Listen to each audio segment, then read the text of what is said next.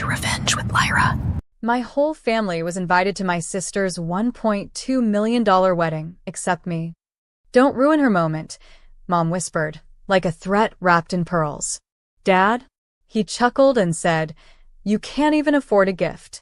Stay home."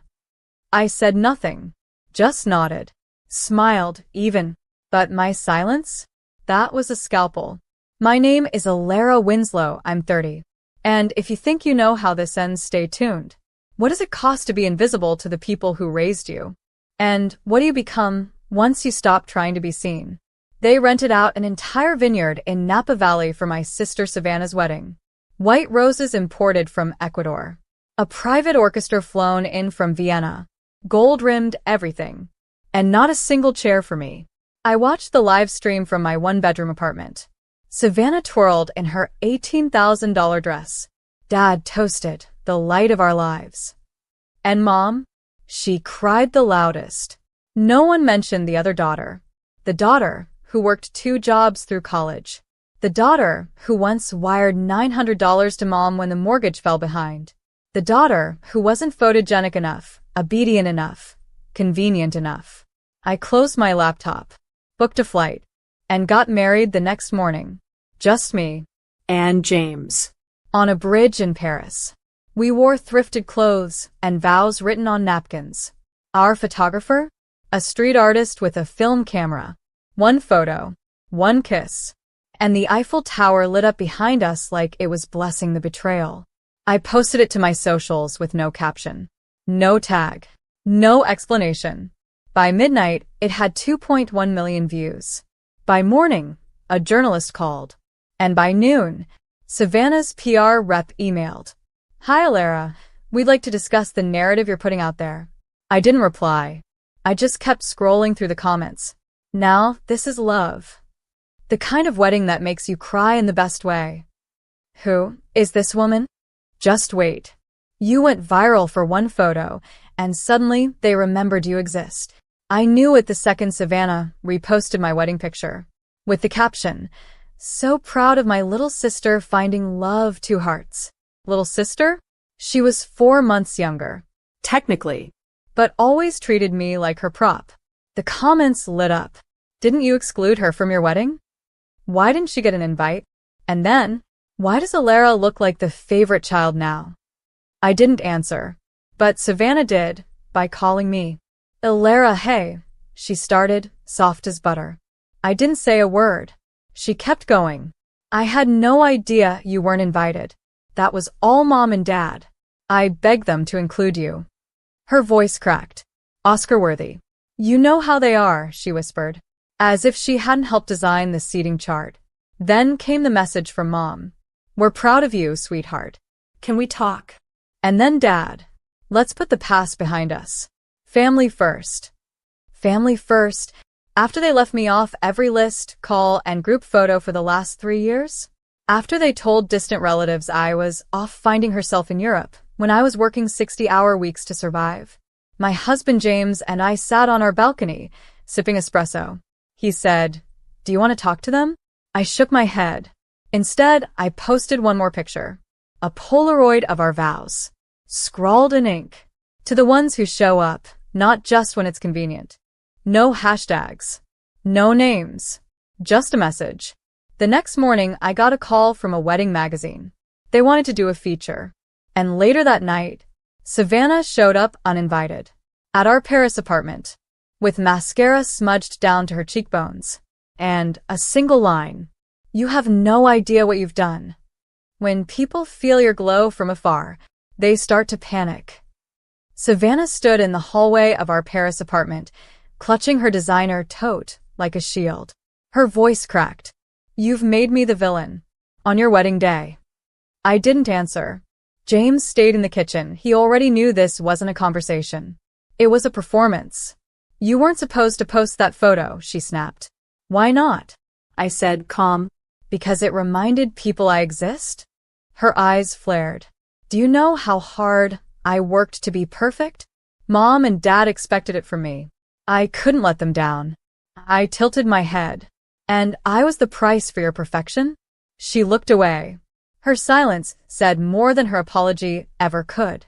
"You're trending," she said bitterly. "Bride who skipped her family, international icon."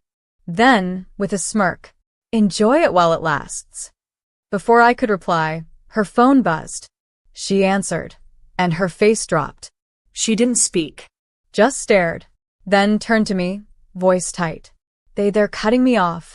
I blinked. Who? Mom? Dad? "The business. The house. Everything. They said you made them look bad. Sponsors pulled out. Guests are asking questions." I almost felt sorry. Almost. But I just said, "Funny. You said I wasn't part of the family. But it seems like now you're not." She stumbled back like I'd hit her, then turned and stormed out, her heels echoing through the hallway like applause. Inside, James poured me champagne. To silence, he said. I smiled, but I knew it wasn't over. Because later that night, an email came in. Subject: exclusive interview request. Paris bride who rejected her family. Sender: The Morning Show. And in the body: "We want your side. The world is listening." Fame doesn't heal betrayal, but it exposes it. The morning sun filtered through gauzy curtains as I stared at the interview email. James leaned against the doorway, coffee in hand. "Are you really going to go on live TV and tell them everything?" I nodded slowly. Not everything. Just enough. I wasn't interested in revenge. I wanted recognition. Not for the likes or shares, but to reclaim the version of myself they buried beneath years of mockery, absence, and silence. I typed, "Yes, I'll do it. But I'm not here to shame them. I'm here to speak for the daughters who are always the afterthought." Within an hour, my phone rang. A woman's warm voice. "Savannah? This is Claire from The Morning Show. We saw the photo, but your story, it's more than that. It's a movement." I exhaled. It was never about going viral. It was about being forgotten. Silence. Then Claire whispered, "I think a lot of women will relate to that." We set the interview for Friday. By Tuesday, the first article dropped. Bride snubbed by own family marries in Paris alone. Except I wasn't alone. I had James. I had truth. And slowly, I was building a new kind of family. One that saw me. But not everyone took it quietly. That night, James walked in holding an envelope. No return address. Inside, a single photo. Me, age 12, crying in the schoolyard. Scribbled across it in red ink. "This is who you really are." James's face darkened. "They're trying to shake you." But I smiled softly. No. They're finally scared. Because when the world starts listening to the quiet one, the loudest liars get exposed. Truth has no curfew. It knocks when it's ready. The morning of the interview, I stood in the studio's green room, watching the screen as the anchor teased. Coming up next, the woman whose solo Paris wedding shattered the internet, and her family. My palms trembled. Not from nerves. From clarity. Claire walked in, head tilted with sympathy. "You sure you want to go through with this? It's not too late to just give them silence." I looked at her, calm. "They gave me silence for 30 years. I'm just returning the favor, this time with subtitles." On set, lights flared. The host leaned in. "Savannah, millions are calling you brave, but your family. They called me bitter." I finished. But bitterness is just grief that's been ignored too long. Then I told them everything. How I was uninvited from my sister's wedding. How they laughed when I cried. How I married the man I love in Paris alone. And how I chose to celebrate my joy even if nobody clapped. Claire's eyes shimmered. "Do you regret not inviting them?" I paused. No. I regret waiting so long to see them for who they were. The interview aired that evening. Within minutes, my inbox overflowed, not with hate, but with gratitude. Strangers wrote, "You gave us the words we never could say." One woman wrote, "My parents missed my wedding too. Now I feel less invisible." But the last message was from an unknown number. "You destroyed this family. We warned you. Now it's our turn." Attached? A photo of my Paris wedding dress burned. James found me staring at the screen, pale. "They're unraveling," he said. But I whispered, "No, they're finally watching what they created." And I wasn't finished yet. When silence burns, the loudest revenge is light. By morning, the story was everywhere. Headlines spun it into a modern fairy tale drenched in betrayal.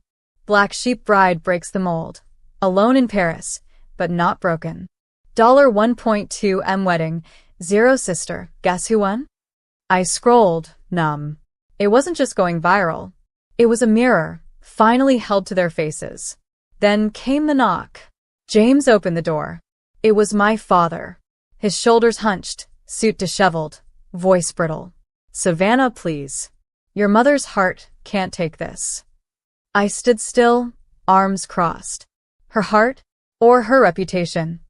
He stepped forward. "You've humiliated us. Everyone's talking. Do you feel proud?" "No," I whispered. "I feel free." Behind him, my sister appeared. In her perfect beige coat, lips pursed like she still ran the world. "You made this mess," she hissed. "All for what? Internet likes." No. "For the truth," I said. She smirked. "You're still jealous. You always were." I leaned in slightly, not blinking. "Maybe. But I never burned your dress. I never erased your name from the guest list. And I never asked you to lie about me to save face." My father interrupted, desperate now. "Enough. Just delete the posts. Take it all down. We'll say it was a misunderstanding." James stepped beside me, firm. "She's not deleting anything." My dad's hands trembled. "Do you know what this is doing to your mother's circles? Her charity board, her friends." I cut him off. They left me out. For years. All I did was leave, publicly. They left. But before closing the door, I said quietly, "Oh, and the Paris photos? I sold the rights. Every click feeds my daughter's college fund." I watched their eyes go wide. That's how you protect family. You invest in their future, not their failure. And with that, I shut the door. Not just on them. On decades of quiet swallowing. Forgiveness is a chapter. Closure is the final line. The days that followed were silent. Not the aching kind of silence that comes from being forgotten. No. This was the powerful silence of boundaries finally respected. No texts. No voicemails. Just the distant echo of their shame rippling through mutual contacts. James brought me tea one morning and said softly, "Do you miss them?" I thought about it. I really did. And then I said, "No. I just miss who I pretended they were." That weekend, something arrived in the mail. A gold envelope. Thick and scented, like money had touched it first. It was from my mother. Inside, a letter written in her swirly cursive. "Dear Savannah, we regret how things unfolded. Your sister is still healing from the damage, but we hope time will soften things. We think it's best for the family that you step away from public attention. You may be thriving now, but reputation is fragile. Love, Mom and Dad." No apology. No, "We're sorry we erased you." Just another warning to stay in line. I didn't respond. Instead, I framed the letter, right beside a photo of my daughter in her Paris flower crown. She asked me that night, "Why don't we see Grandma and Grandpa?" I paused, then knelt beside her. Because sometimes people who are supposed to love you only know how to love themselves. She hugged me tight, and in that moment I knew the family I wanted didn't vanish. It never existed. But the one I was building with truth, with freedom, with no crown stolen, that one was real. And finally, it was enough. Blood is not a bond. Truth is. 3 months later, I stood at a quiet art gallery in Copenhagen. My solo exhibit. Photos of Paris sunlight, childhood shadows, and one centerpiece titled Uninvited. It was the photo James had taken of me outside the chapel. Veil blowing, eyes soft but unbroken. No crowd, just peace. A journalist asked, "Is this about estrangement?" I smiled gently. "No, it's about clarity." That same evening, as people filtered out and soft jazz played in the background, my phone buzzed. A message from an unknown number. We didn't know you had it in you. Your sister cried for days. Maybe you've made your point. Come home. I looked at it for a long moment. Then I deleted it. No reply. I didn't need to prove anything anymore. Not my worth. Not my kindness. Not my success. The love I gave was real, but now it had a gate. And those who mocked my silence would never be welcomed through it again. When I tucked my daughter into bed that night, she whispered, "Was your wedding lonely?" I ran my fingers through her curls. "No," I said. It was exactly the right people. The ones who showed up, not just to the chapel, but to my life. She smiled, already half asleep. Outside, the moon blinked through a lace of clouds. And for the first time in years, I didn't feel a single pull to look backward. I wasn't the outcast. I wasn't the burden. I wasn't the forgotten daughter. I was the woman who found her freedom by letting them lose access. No revenge,